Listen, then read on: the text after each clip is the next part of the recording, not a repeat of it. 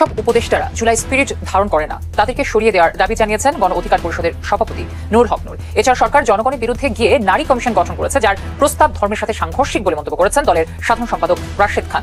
শনিবার বিকেলে রাজধানীর ডিপ্লোমা ইঞ্জিনিয়ার্স ইনস্টিটিউটে বিভিন্ন রাজনৈতিক দলের নেতাকর্মীদের গণ অধিকার পরিষদে যোগদান অনুষ্ঠানে কথা বলে তারা। জনগণের বিরুদ্ধে গিয়ে তারা এমন একটি নারী কমিশন গঠন করলো, যে নারী কমিশন প্রস্তাবনা দিল সেটি আমাদের ধর্মের সাথে সাংঘর্ষিক। যে সমস্ত উপদেষ্টারা জুলাই স্পিরিটকে ধারণ করে না, গণ অভ্যুত্থানের আকাঙ্ক্ষাকে ধারণ করে না, আমরা তাদেরকে পরিবর্তনের আহ্বান জানাই। এই সরকার উপদেষ্টা পরিষদে এমন উপদেষ্টারা আছে। ফ্যাসিবাদের পতন হলেও এখনো মানুষের দুর্ভোগ কমেনি। এ সময় আগামী নির্বাচনে 300 আসনে গণ অধিকার পরিষদ প্রার্থী দিবে বলেও জানান নূর হক নূর। অনুষ্ঠানে লিবারেল ডেমোক্রেটিক পার্টি, ভাসানী অনুসারী পরিষদ সহ বিভিন্ন দলের প্রায় 2 শতাধিক নেতাকর্মী তাদের দল ছেড়ে গণ অধিকার পরিষদে যোগ দেন। আমি আপনাদেরকে অভিনন্দন জানাতে চাই এবং এই সংগঠনটি যারা উদ্যোগ নিয়ে দীর্ঘ পরিশ্রম করে এটিকে দাঁড় করিয়েছেন তাদের প্রতি কৃতজ্ঞতা জ্ঞাপন করতে চাই। আমি বিশ্বাস করি বিগত 17 বছরে খুনি স্বৈরাচারী ফ্যাসিস্ট হাসিনা সরকারের আমলে অন্য সকল সেক্টরের মতো ক্রীড়াঙ্গনকেও যেভাবে দলীয়করণ করে ফেলা হয়েছিল এবং একটি দলের পকেটস্থ করে ফেলা হয়েছিল, সেখান থেকে বের হয়ে এসে বাংলাদেশের ক্রীড়াকে আপনারা এগিয়ে নিয়ে যাবেন এবং যুব সমাজকে যে ভয়াল মাদকের যে একটা থাবা বাংলাদেশে এখন গ্রাস করছে সেখান থেকে উত্তরণ ঘটানোর জন্য এই সংগঠনটি ক্রীড়ার বিকাশের মাধ্যমে গুরুত্বপূর্ণ ভূমিকা আগামী দিনে পালন করবে।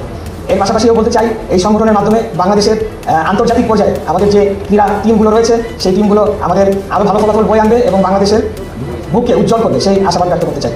সর্বোপরি আমি যে কথাটি বলতে চাই, আমি আপনারা ইতিমধ্যে শুনেছেন যে ব্রাদার্স ইউনিয়ন ক্লাবের আমি আহ্বায়কের দায়িত্ব পালন করছি আহ্বায়ক হিসেবে, এবং এর মাধ্যমে বিভিন্ন সময় যে ধরনের কর্মকাণ্ড হচ্ছে সেই বিষয়ে বিভিন্ন সময় ওয়াকিবহাল থাকছি। তো আমি আপনাদের মাধ্যমে স্পষ্ট করে বলে দিতে চাই যে বিএনপির বাইরে গিয়ে, বিএনপিকে বাদ দিয়ে যদি ঢাকায় বসে মন্ত্রণালয়ে বসে কেউ নিজেরা বসে বসে সেখানে প্রতিনিধি নির্ধারণ করে, সেটা বাংলাদেশের জনগণ মেনে নেবে না।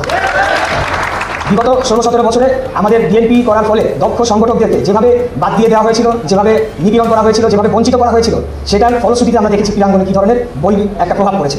আমরা বলতে চাই, আমাদের নেতা দেশনায়ক জনাব তারেক রহমান বলেছেন যে আমরা ক্রীড়াঙ্গনকে দলীয়করণ করবো না, দলীয়করণ হতে দেবো না, ক্রীড়াঙ্গনকে ক্রীড়াঙ্গনের মতো চলতে দিতে হবে এবং এখানে যারা সংগঠক হিসেবে দায়িত্ব পালন করবেন তাদেরকেও রাজনীতির প্রভাবমুক্ত হয়ে কাজ করতে হবে। অতএব আমরা যদি বিগত হাসিনা আমলে রেখে যাওয়া যে ব্যবস্থা সেটি পরিবর্তন আনতে চাই, তাহলে সবচেয়ে অগ্রণী ভূমিকা বাংলাদেশ জাতীয়তাবাদী দলের সাথে সংশ্লিষ্ট সকল ক্রীড়া সংগঠককে এই পদক্ষেপ নিতে হবে এবং আমাদেরকে ক্রীড়াঙ্গনকে সংস্কার করে আগামী দিনে একটা নিরপেক্ষ যে ক্রীড়ার ক্ষেত্র তৈরি হয় সেটিকে আমাদেরকে নিশ্চিত করতে হবে। তো আর বক্তব্য দীর্ঘায়িত করবো না। আমরা বলবো যে অন্তর্বর্তীকালীন সরকারের দায়িত্ব শুধু রুটিন ওয়ার্ক করা, তারা যদি এখানে কোনো দুরভিসন্ধিমূলক উদ্দেশ্য থেকে থাকে যে তাদের বাছাইকৃত লোকদেরকে তারা বিভিন্ন জায়গায় তারা সেখানে নিয়োগ দান করবে, তাহলে সেটার বিরুদ্ধে কিন্তু জনগণ অবশ্যই প্রতিবাদ করবে, আমরা সকলে প্রতিবাদ করবো এবং আমরা তাদেরকে এভাবে আমাদের যে বিভিন্ন বোর্ডগুলো রয়েছে, বিভিন্ন সংগঠনগুলো রয়েছে সেগুলোকে দখল করে ফেলবে, সেগুলো আমরা হতে দেবো না।